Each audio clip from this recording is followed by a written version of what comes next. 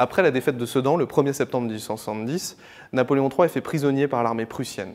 La nouvelle, elle arrive que le 3 septembre à Paris, et dans la foulée, le 4 septembre, on va proclamer la Troisième République. La Troisième République, elle va fonder un gouvernement dit de la Défense nationale qui va regrouper des personnalités comme Léon Gambetta ou Jules Ferry qui décident de continuer la guerre contre la Prusse. Cependant, ils ont perdu la majorité du matériel militaire et des soldats entraînés, ce qui fait que cette lutte continue d'être difficile. L'armée prussienne, de son côté, continue d'avancer en France et occupe notamment les Ardennes. Le 17 septembre 1870, elle commence le siège de Paris, qui va être très dur pour les Parisiens puisqu'ils vont souffrir des pénuries alimentaires ainsi que des bombardements. La Prusse, elle, réalise ses ambitions puisque le 18 janvier 1871 est proclamé l'Empire allemand dans la galerie des glaces du château de Versailles. C'est la réalisation des ambitions de la Prusse qui devient l'Empire allemand. La France, elle sait qu'elle a perdu la guerre et va demander un armistice à l'Allemagne. Le 10 mai 1871 est signé le traité de Francfort qui entérine cette paix.